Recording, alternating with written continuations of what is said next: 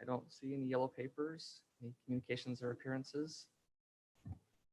Okay, council, are there any conflicts or disclosures that anyone needs to state? Any of the items tonight? Okay, seeing none, we'll move on to number 5, our working agenda. And item A is our consent agenda. So you have before you our approval of claims and minutes, the December 9th, 2020 regular city council meeting minutes, and the claims through December 16th, 2020. And then our calendar of events. On December 24th and 25th, the city councils, or the offices will be closed here at City Hall. We have our January 6th, 2021, correct, city council work meeting, our January 13th regular city council meeting, and our January 27th regular city council meeting. And then we also have a few items on for number 3. We have consider approval of a final plat for Heritage Point Townhomes Phase 1, located on the south side of Santa Clara Drive, west of Country Lane, extending to Lava Flow Drive. And we also have number 4, which is consider approval of a final plat for Arcadia Vacation Resort Phase 3, located on the west side of Rachel Drive and north side of Northtown Road. Council, do you want to take any of these items separately? Would you like to have any of these presented before we ask for a motion? I would like to see 3 and 4 dealt with individually. Agreed. Okay, very good. Well, let's have a motion for the other parts of the consent agenda, and then we'll take items 3 and 4 separately. I move that we accept the consent agenda and the calendar of events, approving the claims and minutes through December 16th, 2020. Okay, motion by Denny, Second. second by Lena. This is a money item, so we'll go roll call. Ben? Aye. Lena? Aye. Aye. Aye. Okay, that passes unanimously. All right, let's move on to item number 3 in our consent agenda. Looks like Bob, you've got this one.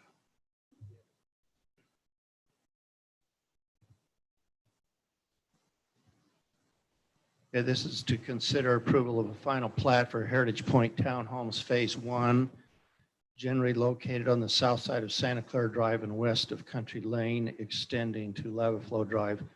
Austin Anderson is the applicant. It's in a PD commercial zone. Phase 1 is 2.67 acres.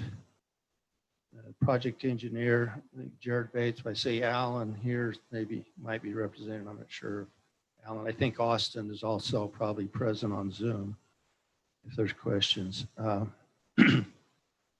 So this project, probably everybody knows the location, is just down Santa Clara Drive, east of our location here, a few blocks. Was formerly state trust land. Austin Anderson purchased the property. The Phase 1 is for 28 townhomes in the west portion of the project, which has frontage on Lava Flow Drive. So the plat is on the screen. The entire residential area between Country Lane and Lava Flow was 5.5 acres with 55 units. So this is again just Phase 1 with frontage on Lava Flow. They're all 2-story townhomes. They have been approved for short-term rental use. They have attached 2-car garages. The perimeter wall along Lava Flow Drive and Santa Clara Drive was approved as a combination of masonry block with wrought iron railing in the upper 3 feet of the wall. So again, we'll have 3 feet of masonry and then 3 feet of see-through the wrought iron railing. The privacy wall along the south property line was approved as a 6-foot tall masonry wall. All units have a 20-foot deep driveway and a 2-car garage. The Phase 1 plat contains a portion of the project amenities, and the amenities are shown on the improvement plan, but the location, it's not really shown on the plat, but let's see. Yeah, let's see, is that the button? Austin, at the planning commission meeting, indicated that the amenities will be built in with phase one.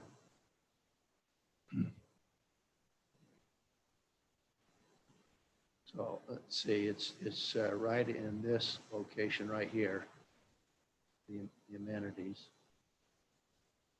And again, those will be built with the phase one. All the roads are public roads.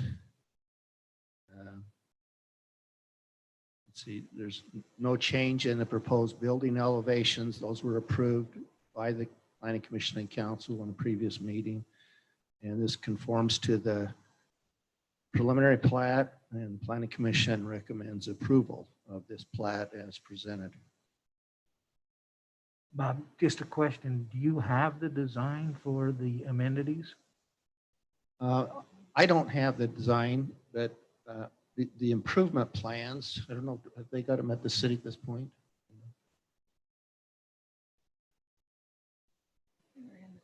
Yeah, we have the amenities plans. We don't have them on the screen right now because they were approved with the preliminary plat. Well, I understand they were approved. I just wondered what they had decided, because when we approved the preliminary plat, they hadn't determined what they were going to put in there. So what is it that they're putting in?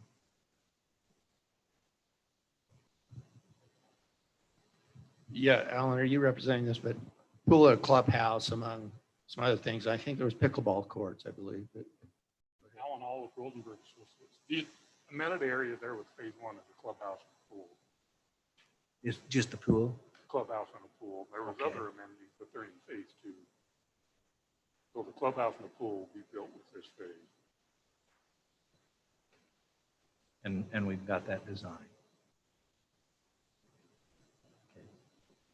One other question while you're there.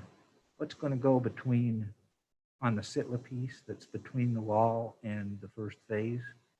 Commercial piece, small commercial piece, and nobody knows. So nothing's going to develop along there until you get some commercial application for it? That would be my guess, yeah.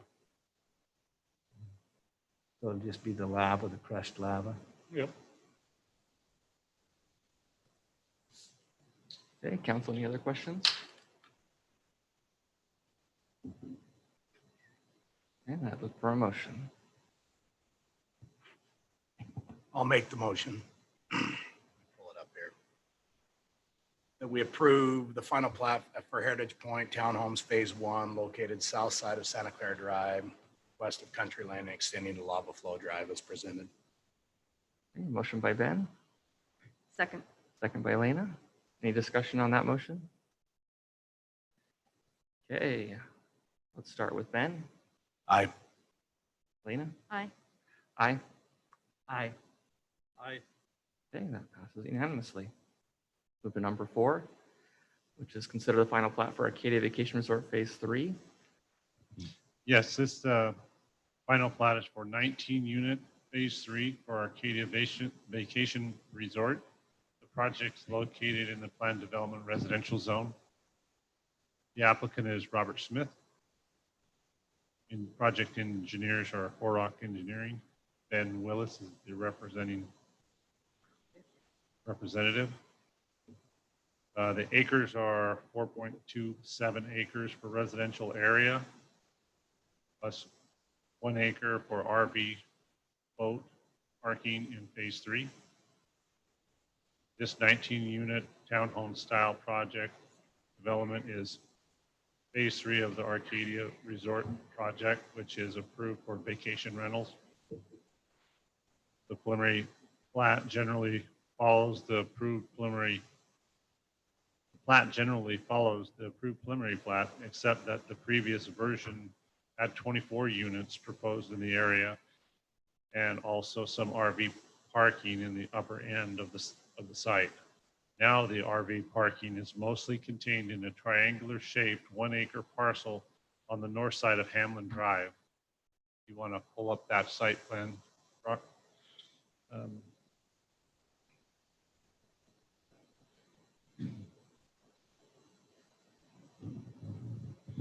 Just west of Rachel. So this triangle park portion up here is the parking area. the developer has agreed to put in 28 feet of asphalt down to the opening, this RV parking in this phase 3. They will continue the block wall all the way around project.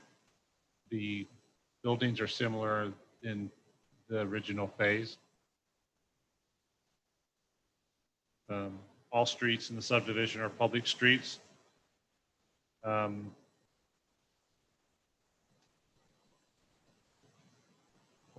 A portion of the 2-lane of Hamlin will be improved from Rachel to the RV area to avoid mud, dirt tracking on Rachel.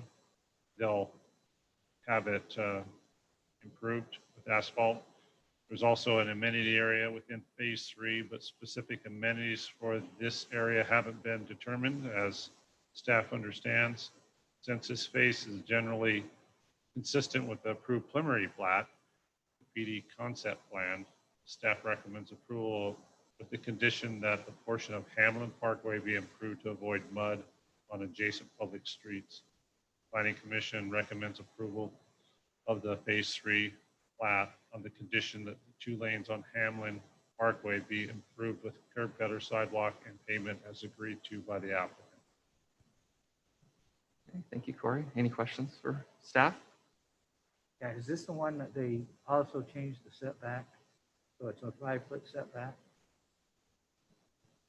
No, I think this is consistent with the setback there's in the lower section. That other one, they wanted to change the setbacks because they were doing condominiums. Right. These are just 2 townhome or single townhomes or 2 townhomes that are short-term rental in nature. So the setback requirement, they're not 5 feet off the street. No, they did away with that parking on the inside, moved moved the RV parking here.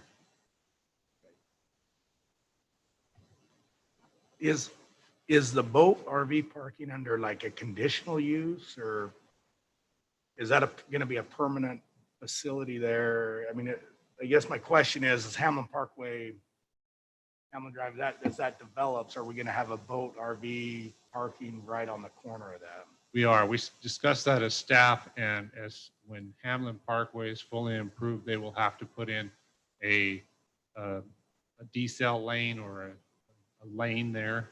It's wide enough they get a lane in there to get in and out, is what was discussed.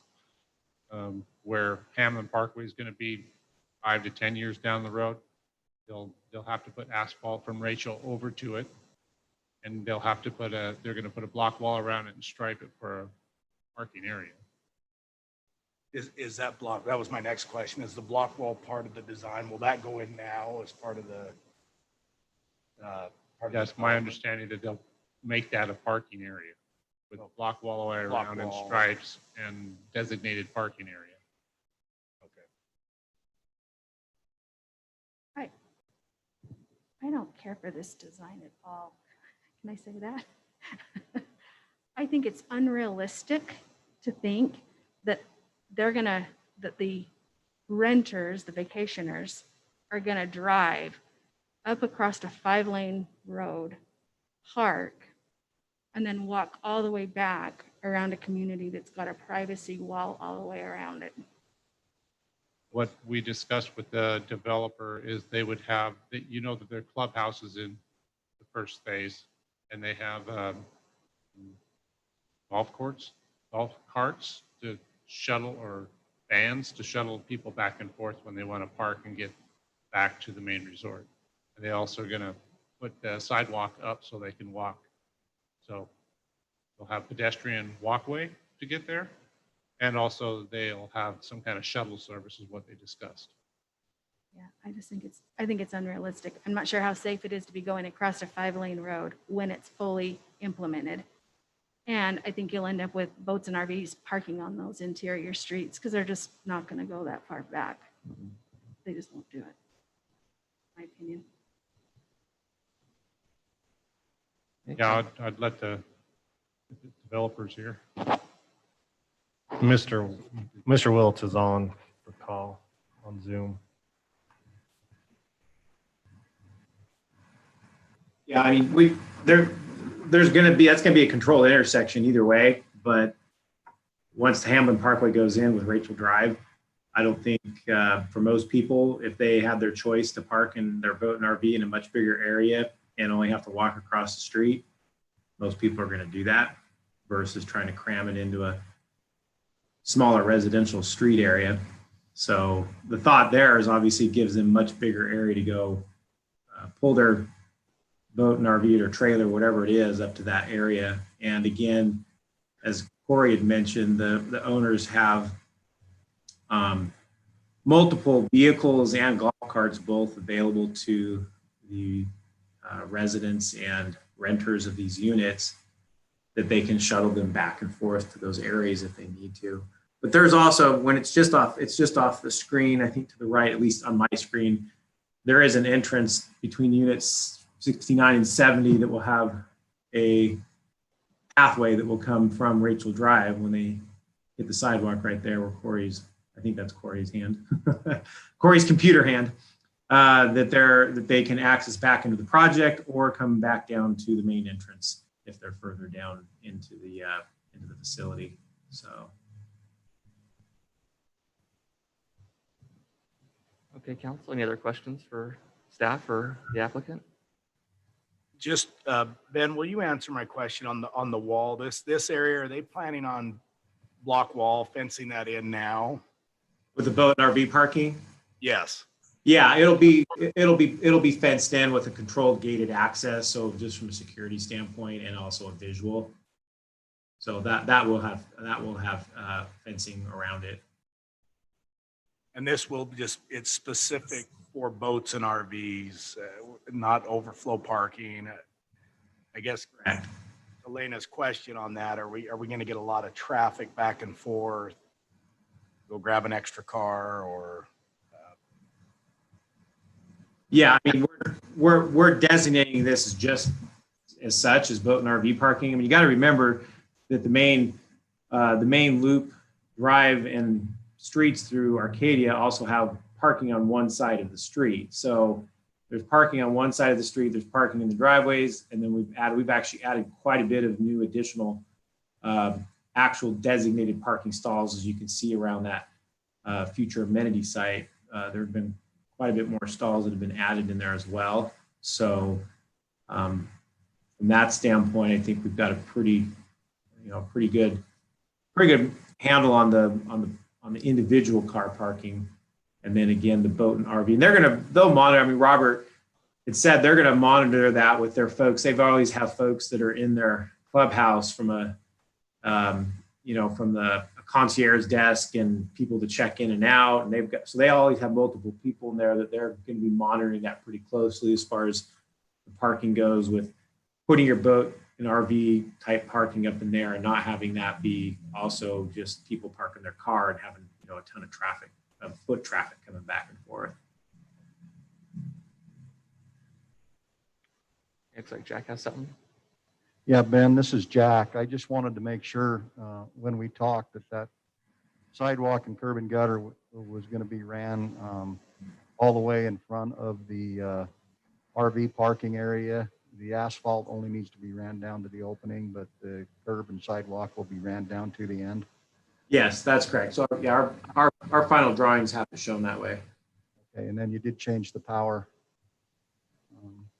design. Yes. Is that correct? Yes. Okay.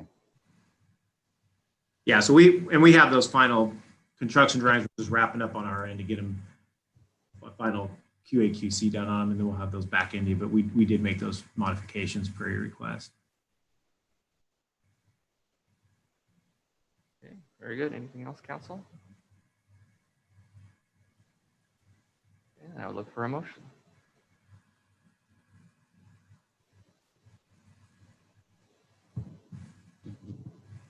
I would move to approve the final plat for Acadia Vacation Resort Phase 3, located on the west side of Rachel Drive and north side of North Town Road. Motion by Denny. I will second it. Any discussion on that motion?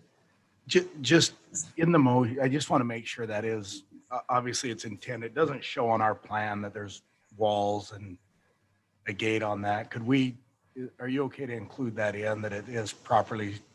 Yeah, I And- think staff has that established, and I would include that in.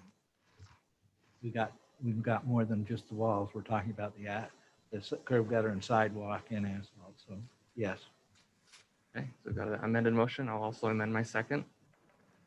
Any other discussion on that motion? Okay, let's start on the other end. Wendell? Aye. Aye. Aye. Aye. Okay, that passes unanimously. All right, we'll move into our general business. Item B1 is consider approval of 2 zone changes. And I think I'll just leave that to Corey to go through and explain those 2 zone changes. Oh, Bob, I'll take okay, this one. sorry. This is consider approval of 2 zone change requests as follows. The first one is an amendment. The entire property right now, I'll say, is zone PD residential. The entire 51 acres, and it's under one ownership. But they wanted to divide this 51 acres into 2 different zoning districts, and so we'll explain that a bit. So the first zoning district we'll talk about is an amendment to the planned development residential zone on the 8.16 acres for townhomes. And the second zone change, which is on 43 acres, is a zone change from PD residential to single family residential R110/RA for a mixed lot size zone. Property is generally located along Northtown Road and east of Villa Sol subdivision.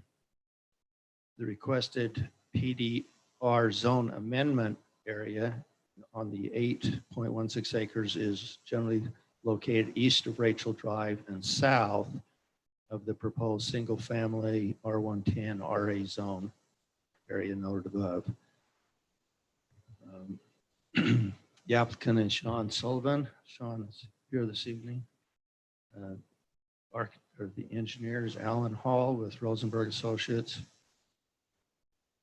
And at the Planning Commission public hearing, there were 14 comments, and they all dealt with the PDR to R110, which is almost contradictory to what we generally hear. And we'll get into what those comments were, but according to the write-up, we'll talk about the zone changes to the PDR amendment, which is for the townhomes. Again, we had no comments regarding this 8-acre parcel. And maybe Brock, if we can pull up the site plan, we can look at this. So again, the two zoning requests, we'll talk about the amended PDR zone for the townhomes. And the PDR zone for the property was approved in 2007 when Shan Gubler was the applicant in a project called Knowles Pasture. And then that was amended about 18 months ago with a project came in called Solus, which was proposed by Cole West Development. You may have, Drake Howell was the representative. We had a public hearing on that request, and it was approved, but Cole West decided not to proceed with this project. So tonight we're considering a revised project plan, the project plan which would be the site plan and the building elevation drawings. The applicant, and so what we're going to talk about first is this area on the end.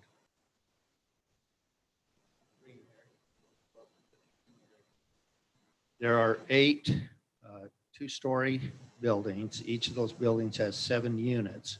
So there's 56 townhomes total. The overall density of the project is 7.2 units per acre.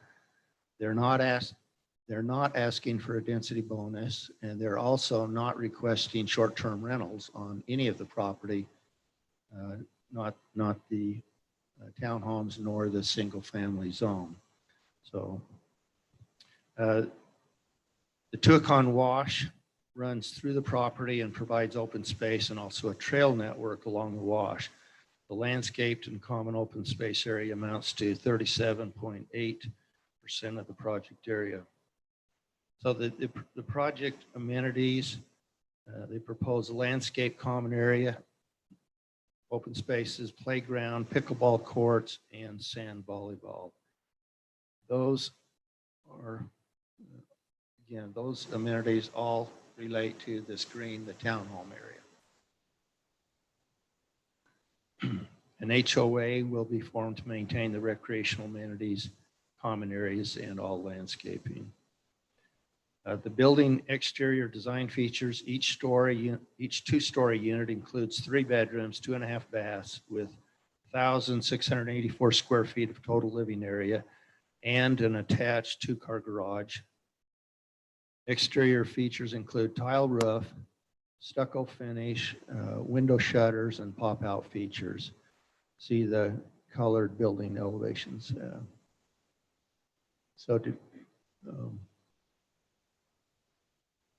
Was there an elevation? There was I think a colored elevation someplace in that. Yeah, yeah, right. It was a, well, Colored board, that's the only, we don't have a. yes, okay. So a lot of kind of white and gray, so it probably shows it better on the screen. You can see the color board on the screen now. It's got the white and gray stucco colors, roof tile, colored tile roofs, and kind of gray garage doors. And if you have questions, again, the applicant, Sean Sullivan, is here. A little bit about traffic access. The amended PDR townhome area is proposed to be served by a 60-foot wide east-west road heading east off of Rachel Drive, and which will connect to the extension of Red Mountain Drive. So that on the screen, you can see this is the 60-foot wide public street, comes off Rachel Drive, will connect to the extension of Red Mountain Drive. The 6-foot tall solid masonry wall will be constructed along Rachel Drive and along the perimeter of the project. The street plan shows that street trees are proposed along Rachel Drive and the east-west 60-foot public street within a 10-foot wide landscape strip on the street side of the privacy wall. For the R110 RA zone, the single family area, that access will come primarily from North Town Road. We'll talk about that in just a second. So a little bit about traffic trip generation. Based on the ITE trip generation manual, 56 townhomes are estimated to generate 328 total trips per day based on a trip rate of 5.86 trips per unit per day. And remember that a trip, an outbound trip and a returning trip are counted as 2 trips. So both Red Mountain Drive and Rachel Drive are intended to be the primary collector streets for this project and should be capable of accommodating the projected traffic. Staff has requested a traffic impact study be provided by the applicant to determine the need for turning lanes on Rachel Drive and also a traffic signal at the intersection of the 60-foot wide east-west street and Rachel Drive. Now, open space in the Tuacahn Wash. The Tuacahn Wash tributaries were consolidated probably, I think, 10 years ago, as I remember, as I understand, into one main wash channel, which runs somewhat to the east of the former braided wash. If you recall, Jared Bates, engineer with Rosenberg Associates, provided both a letter and a map explaining the consolidation of the wash over the past decade. That was kind of a major point in the zone change by Cole West that happened about 18 months ago, as you may recall. The applicant proposes to preserve an enhanced Tuacahn Wash 100-year floodplain by constructing a trail on the west side of the wash. FEMA's 100-year floodplain boundary is an objective standard for preserving river and wash areas, and the applicant plans to keep the 100-year floodplain area as permanent open space No development is proposed within the 100-year floodplain or floodway of the Tuacahn Wash. So I don't know if you have any questions on this first zone change. That's pretty much what staff comments on this 8-acre portion. Just to the south of this portion then is the Desert Village project, which came before the city recently. So overall, just comparing this request with the Cole West request of about 18 months ago, this has less units, lower density, a much expanded single family area. And there are no short-term rentals that are being requested with this application. So this comes all the way out to Rachel, right? Yes, yes, it does. And on the east of it, it borders that Flathead Resort, or is it bordering the other? It will border Black Desert Resort. And Sean is the applicant's here tonight in case you have any questions for the applicant. The border directly on the east, I believe this is the Regal Homes portion that will then border Red Mountain on their east border. If you remember Regal Homes that has came before the discussion. But gated communities, but that's that directly to the east is that development. Regal Homes. Regal, Regal Homes is directly to the east, and then south of this is the Desert Village. I have a question on Brad, this would probably be for you on that trail, the future bike walking paths. Is that going as part of the development, or is that part of your The master? city will do those improvements. The city will do those? Yes, And that's all in accordance with your master trail plan? yes. That's really going to be cool, going along that wash right there. Yeah, we plan on, I've got it in the budget next year to do the trail from the new road that goes in off of Rachel down to the end of the current trail we've got in on Lava Flow that we just finished where the bridge crosses. Are they using that as part of their open space plan? That I don't know the answer to. That would be a Corey question or a Bob question. And there's no participation from the developer in that? They are as part of their parks fees in their building permits. That's not quite adequate. Yeah, what they would ask is for an offset if they did install it. And Jack's crew can go in and put that trail for a lot less money. So it saves us impact fees in the long run. I don't have any problems with paying our people. That'd be great. Sean, do you want to address the council on anything with this part of the zone change?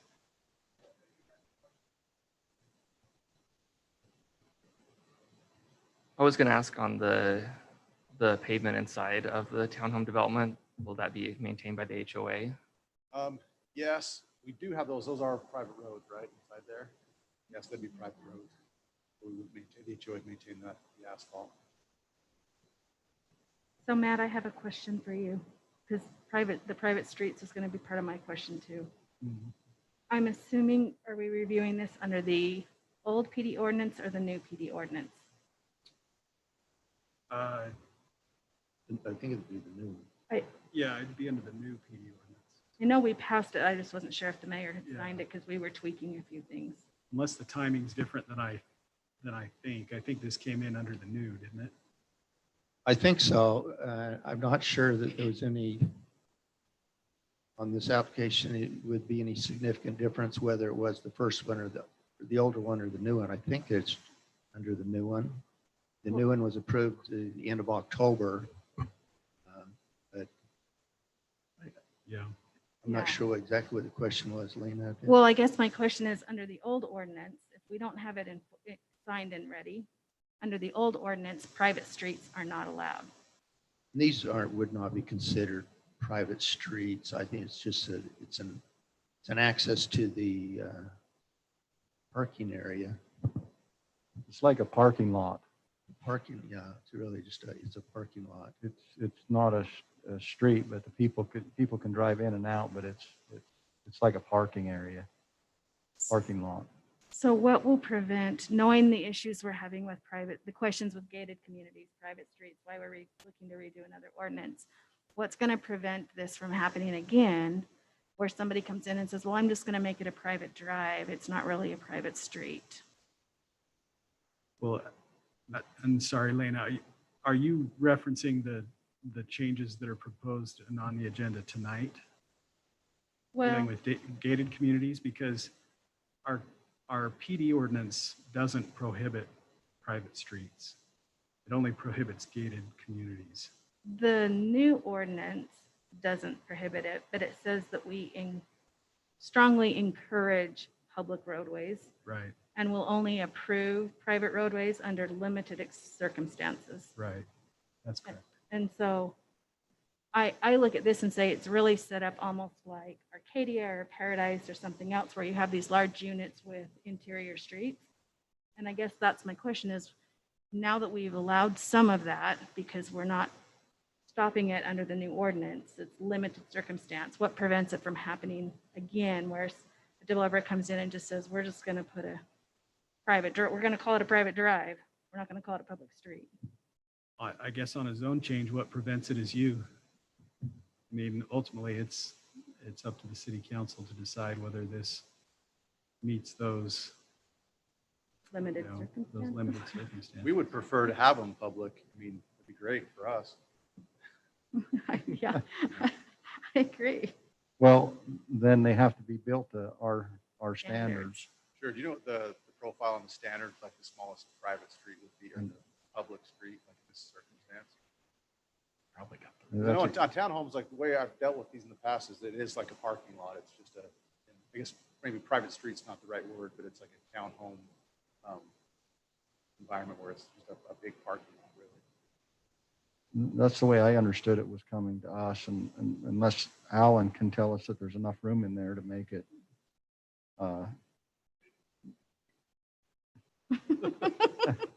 I would imagine on the density, there's plenty of room to do.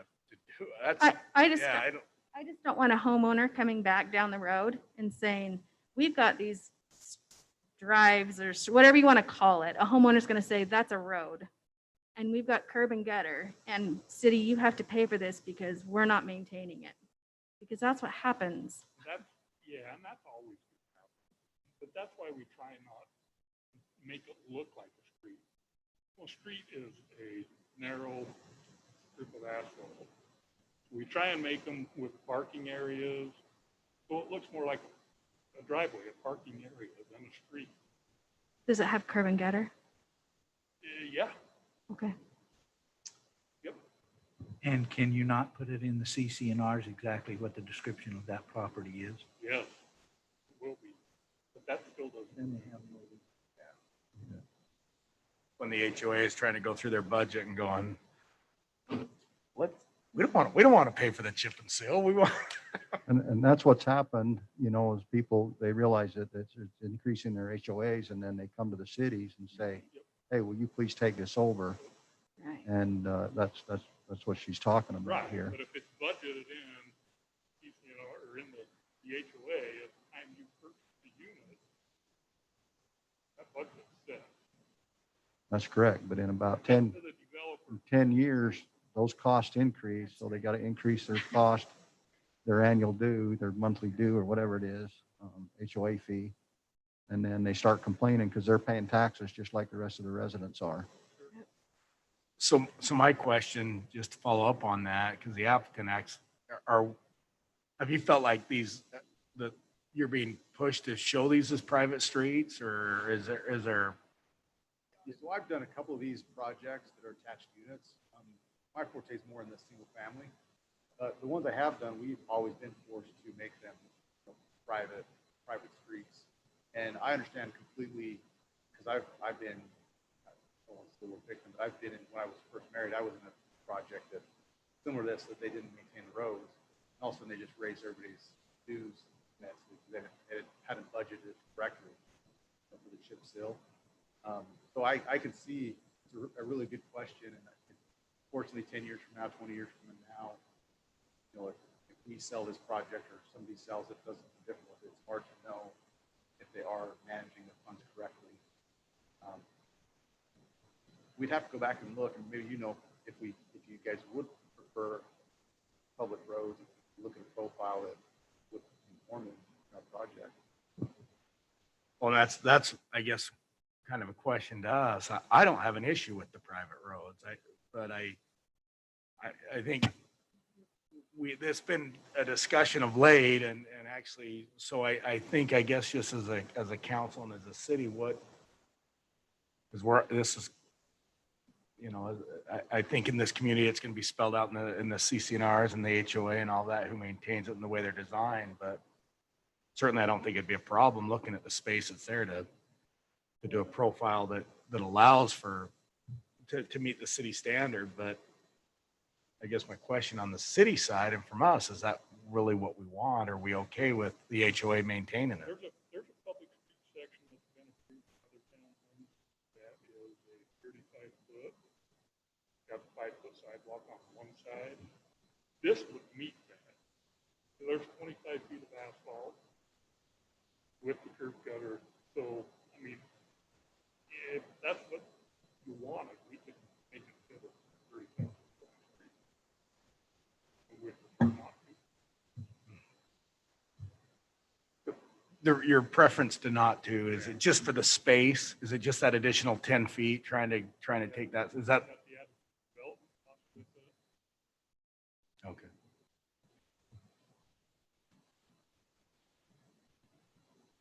Any other comments on that particular issue?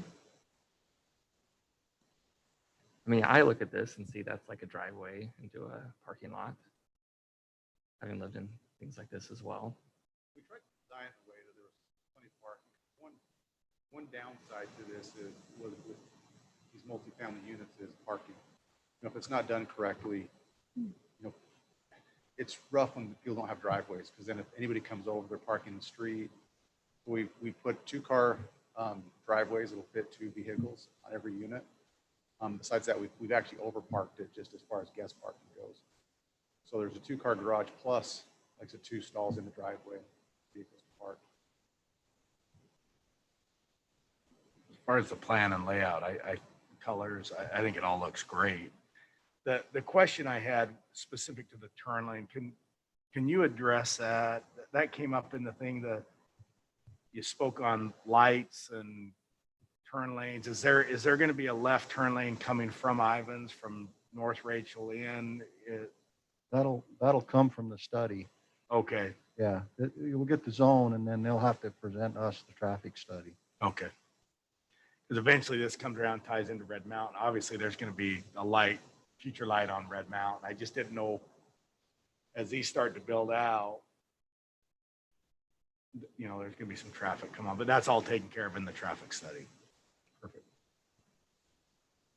I did want to ask about the little offshoot to the north of this. Is that just does not work well for the lot next to it? We just wanted a nice entrance where that is the main entrance into the project. We want to do some nice landscape. A sign will probably sign there, just announcing the subdivision. So that really is just kind of an entrance to the project. Okay, very good. It'll be maintained by the HOA, just like the rest of the common area. Okay. Council, any other question or discussions on this? So, and I could read back, these units are individually sold. These will be for sale, individual units, part of an HOA, just. Correct. Or long-term, like if somebody buys them, they may use it for a long-term rental, but we don't, we're not asking for any short-term rental.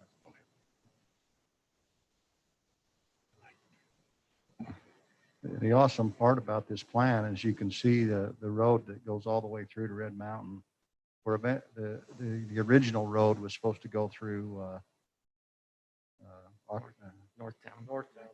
Northtown, which would have put a major amount of traffic through that a smaller street in that subdivision, which I really think it benefits the residents in that area. Well, this is really, I really like the plan as far as the road design of it. They've done a lot of good things here. I actually love what you did with Northtown and the R110 side of things. I just have issues with private streets. So Thank you. otherwise, I like it. Yeah, and it's a very valid concern. Private street. I like the density. 12 to 18 units is nice. Unit project. Yeah, for us, this small portion here is just kind of a buffer into our single family homes where there's multifamily next door to us. We just want to have kind of feather in the density. Yeah, that makes a lot of sense for sure. So specific to what's being asked for, we're looking for Bob, we're looking for 2 zone changes, correct? Right, and so far, we've just talked about the one area, yes, and that's the amended PDR because we now have a new project plan, new site plan, new building elevations. If you finish off quickly the balance of the property, I don't know how you want to take it or. Yeah, I think that helped us on the first motion as well. So let's Go. talk about the other section as well. Okay, so the second part of this is the rezone to single family residential mixed lot sizes, which is in chapter 1775, I think it is, of the city code, or 1765, excuse me. So this request and the site plan we look at again, it has 128 single family lots with mixed lot sizes as allowed in the mixed lot ordinance.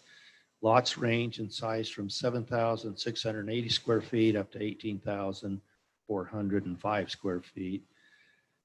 Per code, the lots can range from 7,000 square feet on the low side up to anything over 10,000. There's not an upper size. And again, they have a lot as large as 18,000 square feet in this. So the overall density on their project is 3 lots per acre. And that excludes the 1.6 area of floodway, which is excluded in calculating density. All the interior streets will be public streets and will connect Rachel Drive to Red Mountain Drive via Northtown Road and also by the future Hamlin Parkway. Brock, if we can pull up the site planner again. Let me just mention then in closing here on this request, based on requests from residents in the adjoining Bella Sol subdivision, the applicant, Mr. Sullivan, has agreed that homes on the 21 lots in phase 1, which adjoins Bella Sol, will not exceed 1 story in height or 20 feet maximum. So this is Northtown Road. Oh, excuse me. Anyway, phase 1 is this area that's adjacent to Bella Sol. There are 21 lots, both sides of that road. And Ms. Sullivan has agreed that those homes would only be a single story homes. Again, they're all public streets. You connect to Rachel Drive through that short Northtown Road. It kind of does not go all the way through. And now then when you enter on Northtown Road, there's a short area to the north which ends in a cul-de-sac. The main portion goes down to the south and connects to this new 60-foot wide public street, which then goes eastward to Red Mountain Drive. So that's all I think we have on this. Pretty straightforward. I don't know if Sean has any comments you want to add to that. No, I think you were pretty clear. Just the Northtown Road, we just wanted to end coming in to where to, again, take the load off of the existing residents in Bella Sol. I think that was really the main points of contention from any residents, were just the heights of the buildings. And then it seemed like most of them were obviously very for us ending the North Town Road right there. Yeah, and there is an elevation difference, correct, from the. There is, yeah, Bell there is down quite a to- bit of elevation change. Probably averages, I would say, 7 or 8 feet lower. So if we do the 20-foot haul or high limit, it really should not impact their views. Then also, those are small lots that are backed up to Belisol, which I thought was interesting. That also dictate somewhat smaller home. That would also help with views. Those residents that felt like that was supposed to be open space, even though it was never actually zoned that way. So also on the site plan up in the northeast corner, this area that's colored purple is open space. It's a lava rock outcrop that will be preserved. So that road will swing around and then ties into Hamlin Parkway. Anyway, the Planning Commission recommended approval of both of the zone change requests. This is a rare chance where density steps back, correct? Yes. The That might be the crazy developer that's asking for Yeah. a decrease in density and removing nightly rentals. Here we are. I did want to note in the Planning Commission, you did mention you wanted to create a good neighborhood, that kind of this sort of development is slowly disappearing in the area. And so I for sure am grateful that this is before us in this way. Council, do you have any questions on this portion? Any discussion? So this is taking it out of a PD zone and just taking it into a straight R110/RA, correct? On the 44 acres, yeah. And then the 8 acres is the EDR amendment. Okay. All right, council. Any other questions, or otherwise I'd entertain a motion?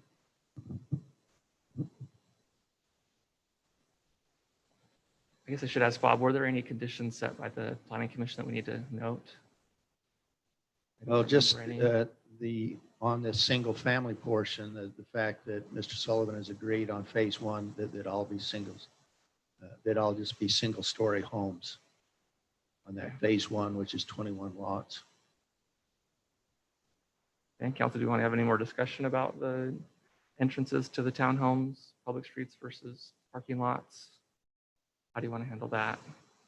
Are we taking this as one, or are we taking it as two separate? You got to do two. It'd be separate. Yeah. That's how the Planning Commission handled it, was two separate.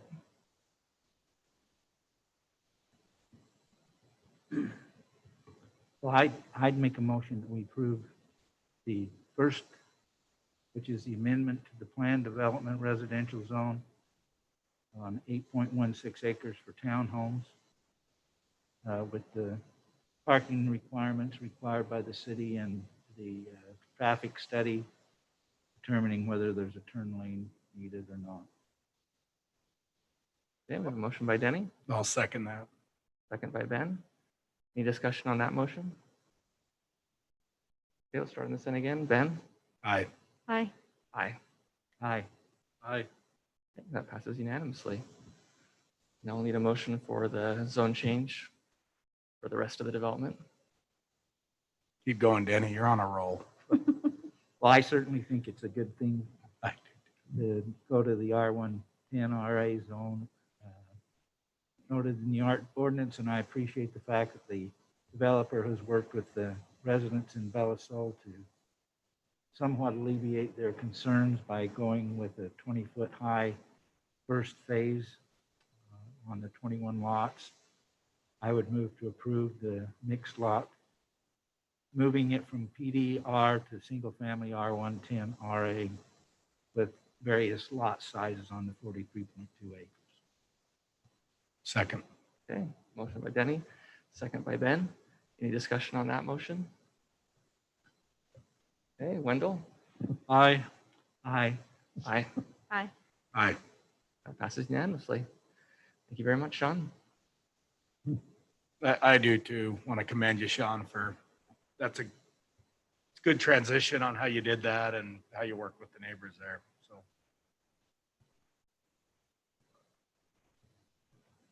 Thanks.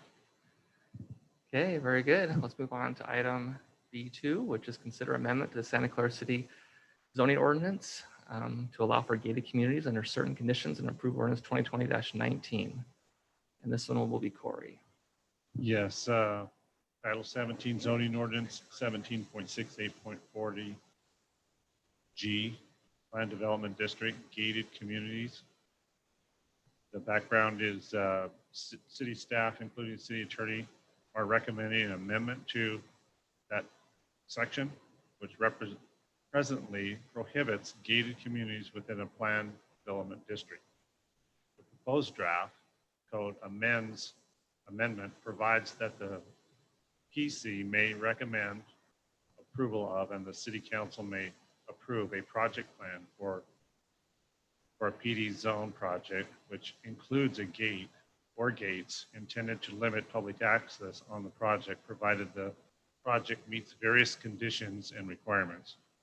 One of the requirements is that the property within the gated area shall be maintained under one ownership and not be subdivided or condominiumized. The other requirements are listed section 2A through G. Note that also the PC and the city council is not obligated to approve gated communities regardless of whether the proposed conditions are met. The planning commission and city council maintains discretion where and when the project meets the minimum conditions are allowed, and to install privacy gates at any project entrance.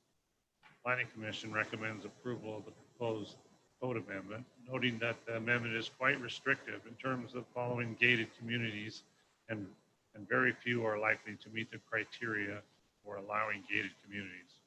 Only one public comment was received at the planning commission hearing, and that was from Mr. Dade Rose, who supports the amendment and also is the applicant of the Regal Homes development. You want me to go through anything else, A through G? I have that here. Or Did we put an acreage restriction? was there an acreage restriction? Was there an acreage restriction put in? So I mean, if somebody wanted to come in, is there something that restricts a 4-lot gated community in a 1.5 acre piece? I don't see any acreage restriction on here, A through G. So it would be up to council and planning commission. Maybe I can just comment on this too, council. You remember this was a discussion we had in the recent work meeting. And the conditions that are listed in the proposed ordinance basically grew out of that discussion. So Corey mentioned one of the major requirements, and that is that all the properties have to remain in single ownership, can't be subdivided. But we've also included basically all the other conditions that we talked about in that meeting. So it is fairly restrictive. It's certainly not going to be something that could be utilized by a traditional single-family home subdivision or even a townhome subdivision or condominiums or anything. Really, at this point, what Regal Homes is proposing is what would fit this. And so, it's possible that we could get other proposals like that. And if they can meet all the conditions as were previously discussed, then I guess it would be up to the council to decide whether to allow that to go forward. But it is a fairly narrow exception to the ordinance. Matt and council, my concern in this whole thing, again, if do we open ourselves up to where we can get a gated community as long as we don't sell the properties, we keep it in a, do we end up with a bunch of rental neighborhoods because they want to be in a gate? My concern from day one, the applicant that just came in, hey, we want that townhome that to be gated, so we'll just maintain ownership and rent them all, and that whole thing becomes a rental community. Well, and I think in our discussion that we had at the work meeting, it was discussed that we weren't opposed to a gated community. I don't have any problems with a gated community selling individual properties and becoming in a gated community, I really do have a little bit of a problem with one ownership gated community, where it is apartments and could become a strictly localized problem within that, I think, 16 acres. To me, that's kind of an issue in that I see. I mean, I can see a gated community where they come in and use those, if they can't meet those restrictions, we don't do it, but I would almost want to see the restriction on the single ownership. Well, and there was some discussion of this at the work meeting, if you remember. I mean, one advantage of having one owner is we know who we have to deal with, right? And so if there's any issues that come from someone who's residing there, you know, we know exactly who the responsible party is, and we can go and communicate with them. And if there's issues, we can work those out. It also, I think, Jack, I remember we had a discussion about the utilities. One of the conditions is that the utilities have to be billed to that single owner.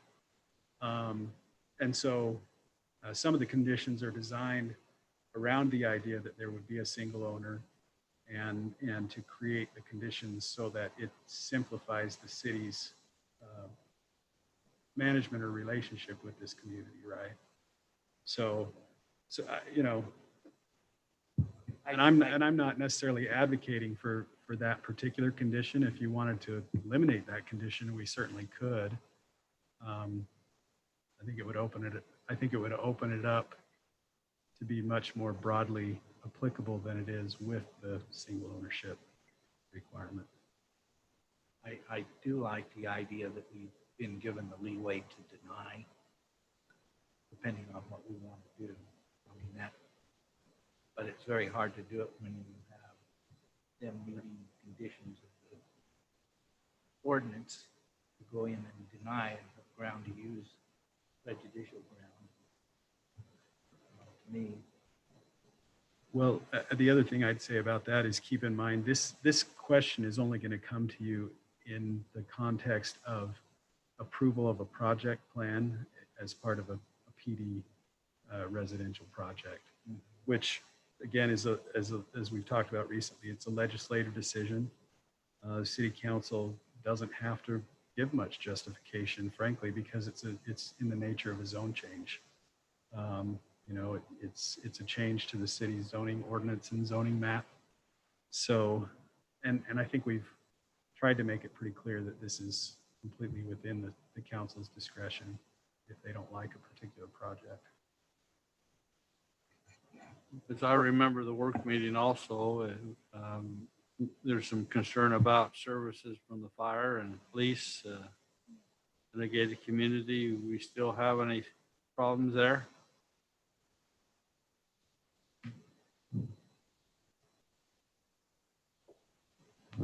For fire, we really don't have an issue with it. It's because we require a Knox box key system, which we have a key that allows us to enter that. So access wise, it's really not a problem because we require them to do that so that we have access to fire and police. So you got the keys to the gate. yeah. And I'll just mention that's one of the conditions that we've listed, is that as part of their approval, they have to work with public safety to make sure that access is satisfactory to them. So I would assume that even though they're private streets, that there would be some minimum standard in order for EMS vehicles that they have to meet. Even though they're not meeting our city standards, there's some standard they have to meet, correct? Okay. Okay. And then Matt, just one notation. In the ordinance as it's presented to us, it notes that the code is 1768-100. That is the old code. So if this is falling under the new code, it's 1768-40. okay. Yeah, we can make that correction. I believe it's still paragraph G. It is. Okay.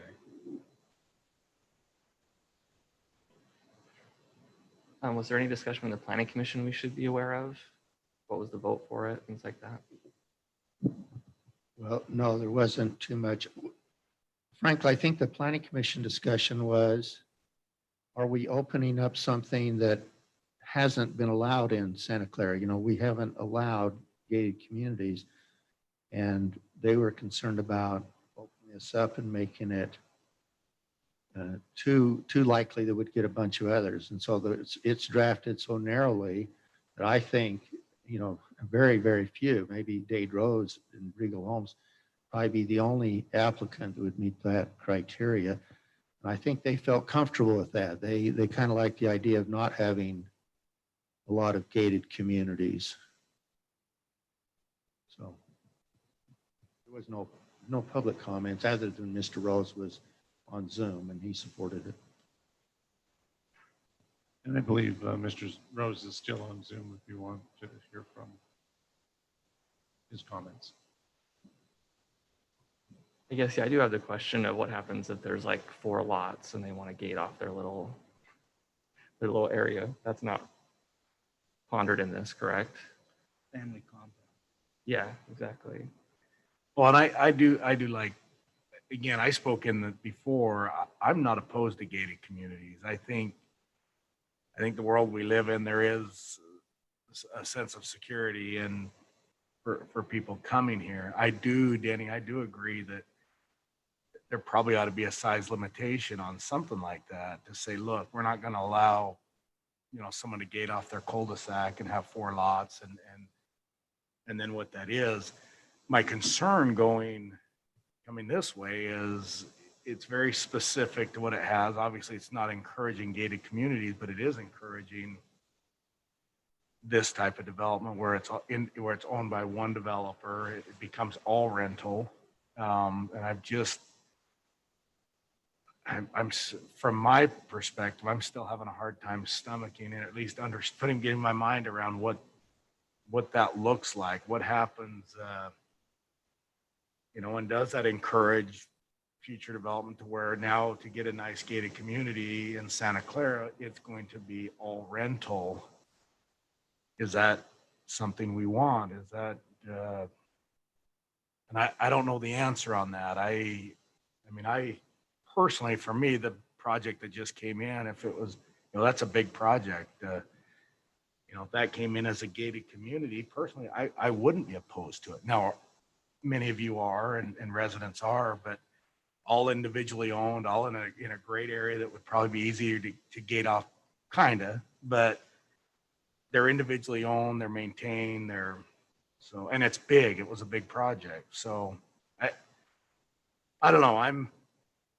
I've pondered this all week trying to figure out my thoughts on it. I don't know. And you're right. I think it's spelled out so specific. We may not see something again. But we're opening something up that I just don't know what the unintended consequences become if this is something we approve. And I don't know. I'd almost like to discuss it a little more. My opinion is I'd like to table it and visit about it one more time as a group. I don't personally, but I'd like to know what maybe at our next work meeting and just go over it one more time. But I don't know if that's a problem or not. One of the other issues to me is the density within a gated community. I mean, we create a large apartment complex, it's a gated community, and I think we create a problem. And to me, we ought to look at the idea of the densities within these gated communities, so that we're not creating a zone of individual rentals that could eventually cause problems for the police and also fire. For me, it's the density levels need to be a little bit more restricted too. And it's new enough that you know, the applicant specific to the project that would apply for this, I mean, they've got there's just not a lot out there, but certainly they probably have some more insight on it as well. But I agree with you. I think Well, and I'd move to table it until we can discuss it in our next work meeting and then bring it back. I'd second that. Okay, we have a motion by Denny, second by Ben. Any discussion on that motion? Okay. All in favor, say aye. Aye. Anyone opposed? Okay, that'll be tabled to a future meeting for more discussion. And Mr. Rose, if you're still on, we'd invite you for sure to that meeting to help us with that discussion. Yeah, I would welcome that. Okay, thank you. All right, let's move on to our next agenda item. Thank you, council, for that. We are on item B3, consider amending the final plat for Arcadia Vacation Resort Phase 2, located on the west side of Rachel Drive and north side of Northtown Road. And we're back to Bob. Okay, this is, again, the Phase 2. It's an amended final plat. Arcadia Vacation Resort. Robert Smith is the applicant. Ben Willits is the representative. Ben's probably still on our Zoom. So this property is just, let's see, I'm trying to get this, I think just south of the Phase 3 property. So they adjoin. This is on the south side of the property we previously looked at. So here are the purposes listed in the amended plat. The purposes for amending this Phase 2 are as follows. One is they move the RV boat parking to the 1 acre parcel on the north side of Hamblin Parkway. And so originally the plat had a few spaces set aside for our boats, RVs. Those are now consolidated in that 1 acre piece on the north side of Hamblin. They're renumbering units 74 and 75 to 73 and 74. And they're going to increase the building footprint of unit number 80. So those are the changes in the amended plat. In this, again, 33 units that consists of their 28 twin homes and 5 single detached units. Plus there's 2 maintenance buildings in Phase 2. The residential units are all 2-story in height with attached 2-car garages, 20-foot setback to the garage. There is a large amenity area also located in Phase 2. And the streets in this subdivision are public streets. There will be a privacy wall around the perimeter of the project. And Phase 2 backs to the future Hamblin Parkway, which will be a 5-lane arterial street, eventually connecting to Snow Canyon Parkway. So we have the plat on the screen. Planning Commission recommends approval of the amended Phase 2 final plat, since this phase is consistent with the PD concept plan. What are they changing? 82. They're increasing the footprint of the unit size, making it a larger building envelope. But not still the 2-story, there's no changing. Yeah, the residential units are all 2 stories, I understand. I think Ben is with us, and if I'm made a mistake in that, he could correct us. And if Ben's not on building 80, if I'm not mistaken, building 80 and 79 down there in this bottom corner here are the maintenance buildings. They removed from being actual units to maintenance buildings, and that's where increasing that footprint on 80 is for the maintenance facility and laundry, I believe, that they're putting on site. So they're just increasing that to accommodate those facilities. Okay, council, any other questions for staff? I have a staff question. In our packet, it had the consent of the owners that were in the subdivision, but I noticed that there were 5 that were not included. Do we have their consent? Do they have their consent? The other 5 is the owner itself. So because there's units that are not sold, so those are still under the declarant control of the project themselves. So The ones I'm looking at were actually sold. sorry, what was that? So the ones that I could find weren't the declarants. They were actually sold between 2019 and 2020. So you're saying there was just a few that were sold that did not have signatures off on them? Correct. At least they were not in our packet. So I'm just wanting to make sure that we have them, because if we don't, then I think it requires a public hearing. Yeah, we'd have to check back. I know we'd sent a couple different, we kind of got them in waves from the owner, the developer. So we'd have to maybe go back and check with staff. I know we've been sending them in kind of waves to back to them. And so from what I understood, Robert, who's the owner, said they had gotten all of the ones that were sold, but we can just double check that.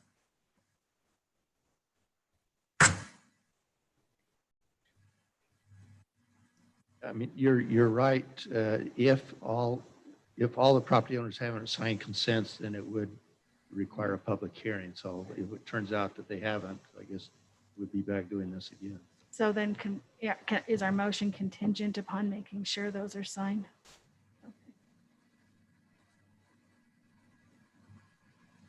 Okay, council, anything else? Good catch, Lena. All right, now entertain a motion. I'll make the motion that we approve the final plat for Arcadia Vacation Resort Phase 2 as presented, with the caveat that staff has received all signed owner's consent. Okay, motion by Ben. Second. Okay, second by Denny. Any discussion on that motion? Okay, for your side we're on, we'll start with Wendell. Aye. Aye. Aye. Aye. Aye. Okay, that passes unanimously. All right, move on to item B4, which is consider an amended final plat for Villavonita Phase 1, located east of Country Lane. We're back to Corey presenting on this one. Yes, this zone is PD residential. The general plan designation is low density residential. 6.3 acres with 12 building pads for the entire subdivision. The applicant is Sean Escobar. Jared Bates with Rosenberg Associates is the project engineer. This project runs on Country Lane and backs Sand Hollow Wash with Sunbrook Golf Course to the south. The amended final plat proposes to amend a small area of the limited common area and allow for Lot 1 to reposition the building pad to better accommodate a driveway to the home. The existing property owners within Phase 1 have all provided written consent for the proposed amendment. The amendment is a minor in nature and only reflects a small portion of the limited common area and a minor adjustment to the layout of Lot 1. PCN staff recommends approval of the amended final plat. It's my understanding this is the last buildable lot in there, and all they're really doing is accommodating that lot right there, Lot 1. They're just rotating it so that it has better access. Villavonita has like a water feature and a gate right here, and this Lot 2, I believe, has like a teardrop or a circular drive. So they're just accommodating a repositioning of the buildable pad so that they have better access between these two lots. They have the signature of all the owners. As far as I know, we have all 12 signatures. They do. I checked it. I do think it's funny, this does have a gate on it. Yeah. Yeah. After our Yeah. previous discussion. Exactly right. These all rentals. Right. Okay, council, any questions for staff? Any further discussion? Want a motion? I would like a motion. I'll make a motion that we approve the amended final plat for Villavonita Phase 1, located to the east of Country Lane. Okay, motion by Lena, Second. second by Ben. Any discussion on that motion?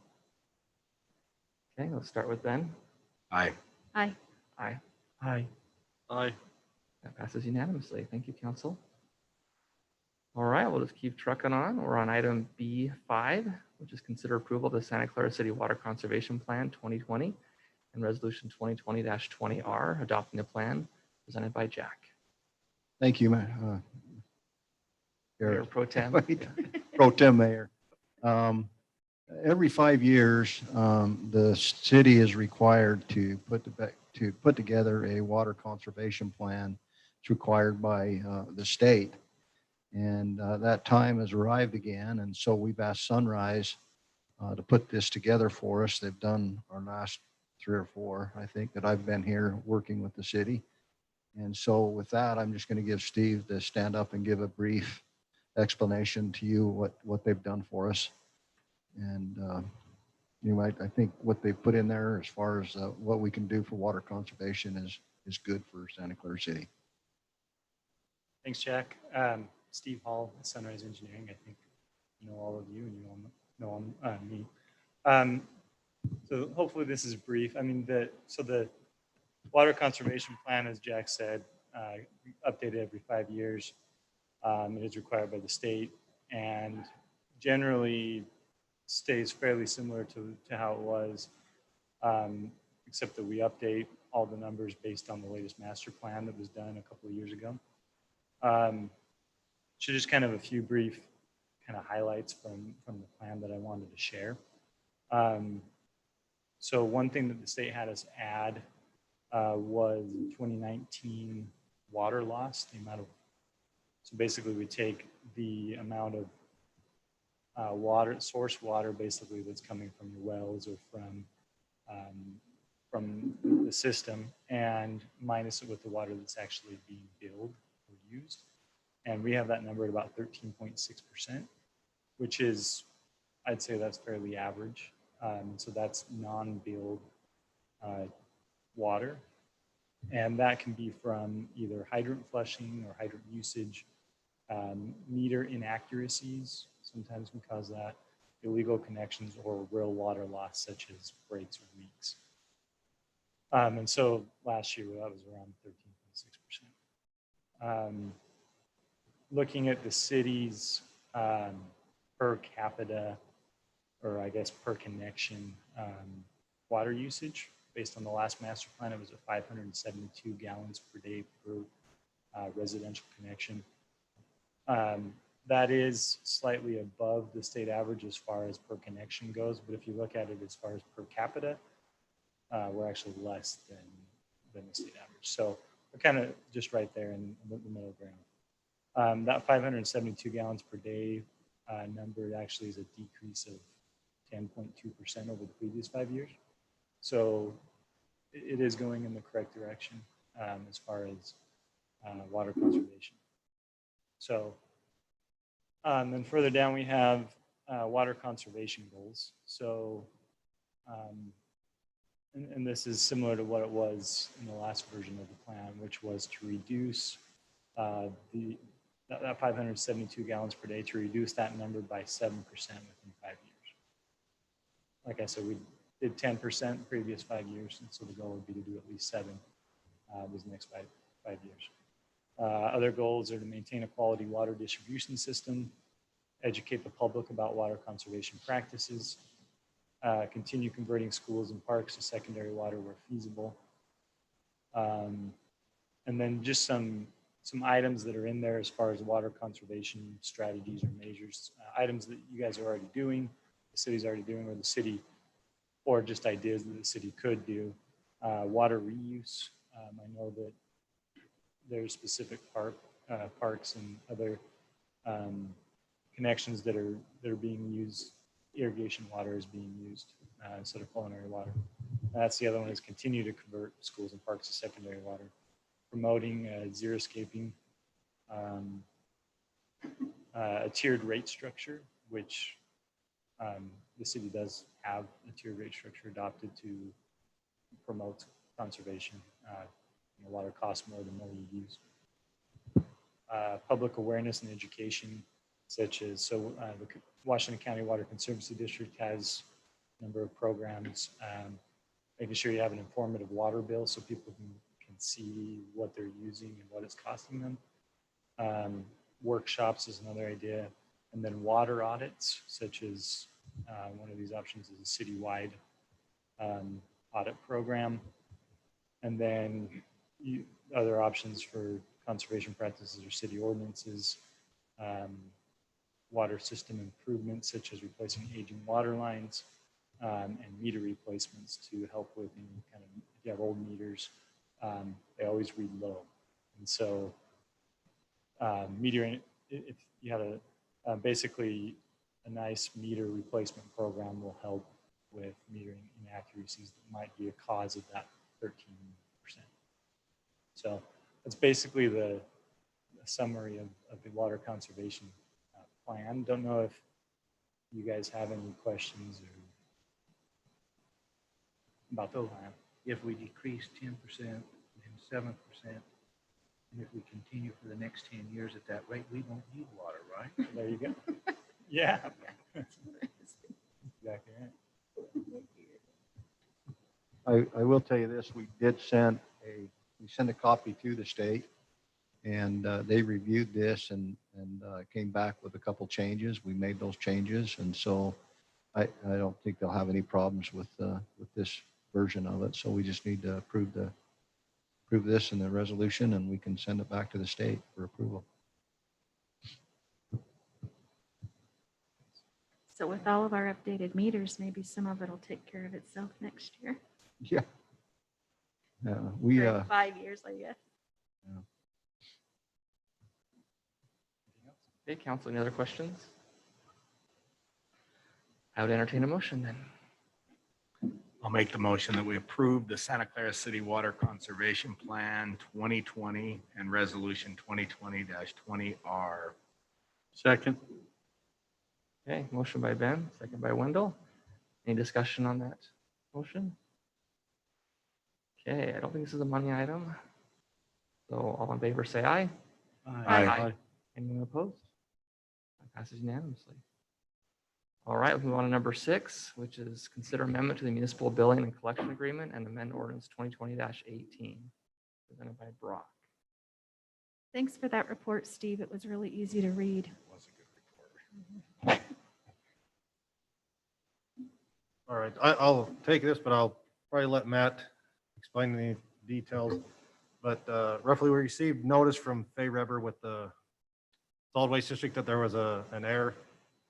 Really just the amount charged in the ordinance and stuff that was sent out. And the agreement was at a rate of $4.45. And it really needs to be $4.55. So the reason we're here tonight is to really to approve it with that small change to the agreement. 10 cents means what, 75,000? That's a lot. Yeah, fair amount of money, yeah. So that's really, this is the only change in this that as I understand it, so. Yeah, that's the only substantive change that's being proposed, so. They made a mistake on taking out the staff. I move that we approve ordinance 2020-18. Okay, motion by Denny, second by Wendell. Any discussion on that? This is a money item, so we'll start with Ben. Aye. Aye. Aye. Aye. Aye. Okay, that passes unanimously. Jarrett, the only other thing I'll mention on that is because those rates are actually part of our ordinance that we recently adopted, we do need to go back and make a change to the ordinance. So we'll bring that back to you next time, but it'll just be that one number that has to change. So. Okay, very good. All right, so this is a special meeting. So number 6 is reports. Does anyone have a report they'd like to give in this meeting? Brock? I do have something to speak with council about. So over the last couple of meetings, we've talked about our bonds, and specifically on the refunding of the electric bonds, we talked about. So question I would ask, kind of ask council is, we talked about we'll bring back some more numbers in January. But speaking with Mark Anderson with Zions Bank, he proposed an idea that I think is a good idea. And his proposal was that in January, along with our discussion though, but in January, we go ahead and adopt a bond parameters resolution to get the process going. Because if we do new money, it's a 30 or 60 day contest period, which will push that out. And the longer, as he stated and agreed that the longer we wait to go forward, and this doesn't tie us to anything. It just sets the parameters of what the bond refunding and new money, like a cap to the amount we can refund, kind of the time frame, the rate. So it just sets those things out and starts the process going and the clock on that contest period. But as you wait, as he says, in interest rates change, you lose the saving, the interest rate savings that has been presented, you lose. He stated to me just as saying that what you can lose, there's a municipality up north that is kind of going through the same thing of, are we going to refund or not? They're losing almost $1,000 a day in interest savings as they wait. And so he just said, just to put in context, yours isn't at that number, but that's is what potentially you're losing those savings. So he has proposed that maybe we start, it's at no cost. He said that Zions Bank and Bond Council, with Ballard Spar, they'll get the process going, get the paperwork. But if we end up not doing anything, he said it's at no cost. No bill at that point. It's just they're doing it to get things going. So if council, this was kind of the okay, we kind of kick that going and just starts that process. So we kind of are ahead of the game when we really get into talking about it. So Will you bring something to us on our work meeting or the week? So we'll bring stuff at the work meeting. We'll have a discussion, but adopting the parameters resolution will be at the January 13th, if you guys are okay with that. Well, it's as quick as it was going to happen. So, I mean,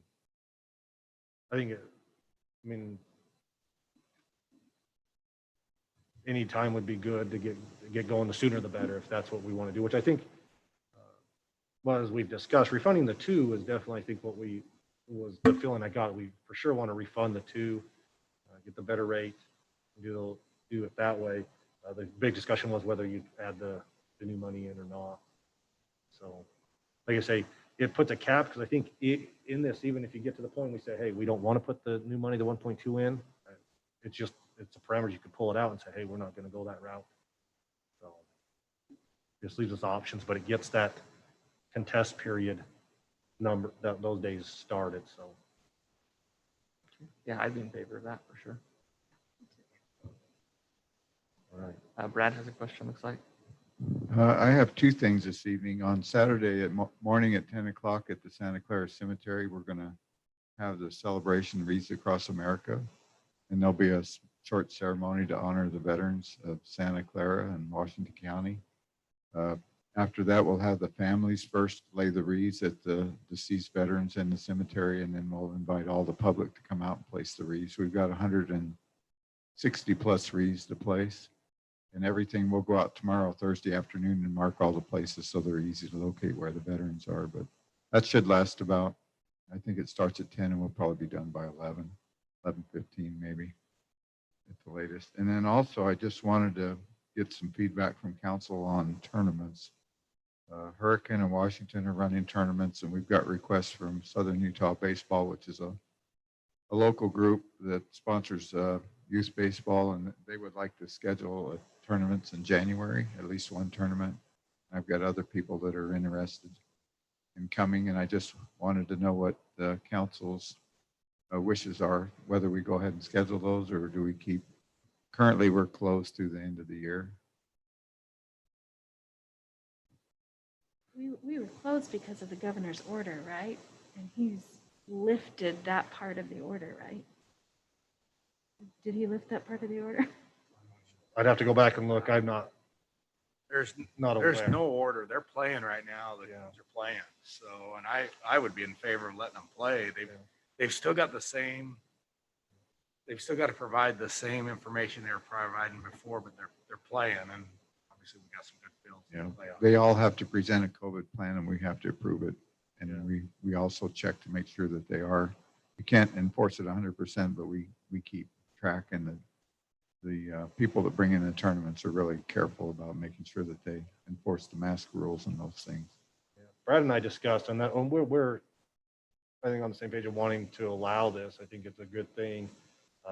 We just one time we had talked. We just said we were going to shut things down. The early December tournaments and things just kind of I think it was almost majority of a lot of the cities went that way. And so we just want to make sure council, when we were on the same page as we open it, allow for these tournaments to come back in Reading of Goobler and Little League. So I would be in favor of letting them play.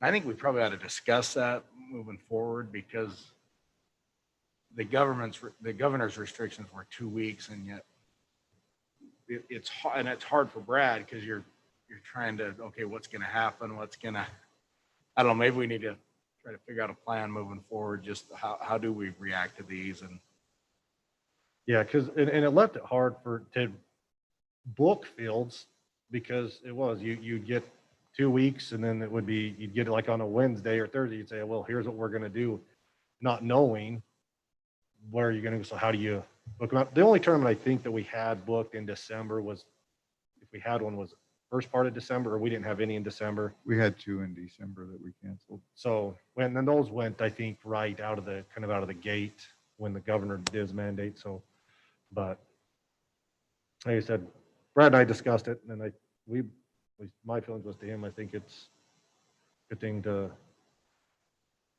allow these tournaments to get kids playing. I've read SU baseball's plan that they had for a tournament a week or so ago. They held it in Hurricane. And it was very detailed, restrictive as to what their expectations were. I didn't go out and see it, but what they said they were doing, I think, was a fabulous plan. I don't know, like I said, I wasn't there to see how people followed, but it was very restrictive on masks. I mean, masks in the dugouts if you weren't on the field, the fans. I mean, really was I thought it was a very good plan. So that's what I believe it was SU baseball was doing. So I'm good to let them go. I think all the other cities are doing it. So I'm okay with it too. Yeah, and I think I was part of a conference call with the hospital a couple weeks ago, and they just asked everyone to do their part to try to limit the spread of coronavirus, and shared some pretty shocking numbers, and we're kind of seeing that right now. But they didn't ask us to shut things down, just to be responsible, and so I think that's kind of where we're at on this. Any other input, council? I think that this is a youth tournament. I would agree that we ought to let it go forward, but if it's an adult tournament, I'm not sure that we want to do something like that, especially with the hospital numbers, as the mayor commented on last week, that they're getting worse. I don't think we've got a problem with youth. I think we've got a problem with older people. Yeah, they're actually going to the hospital. There's definitely a wide range of ages that end up in the hospital because of COVID, but it's definitely a majority.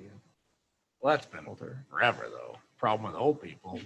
I mean, Just that's never going to change.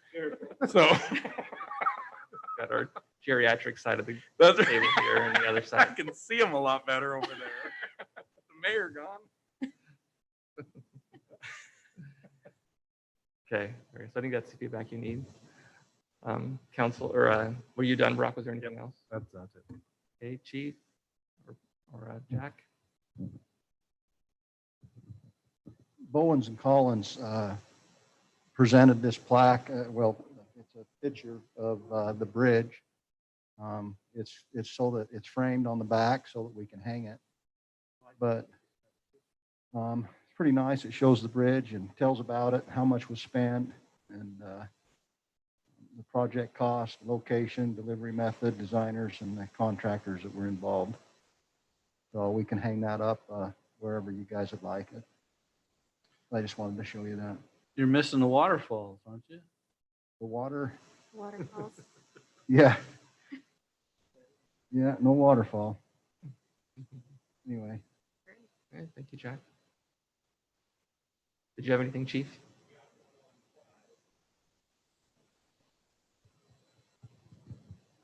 Just to let the council be aware, we've got an old 1992 ambulance, kind of a surplus ambulance that came with the merger from Ivans.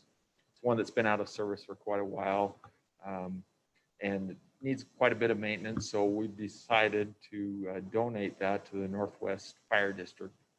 They can use it for firefighter rehab, and they're going to put some new tires on it, put some money into it to get it up and running. So I think it will help them out, kind of get their program spurred on and going. So just to make sure the council's okay with that, and that's what we'd like to do with that. Any questions on that?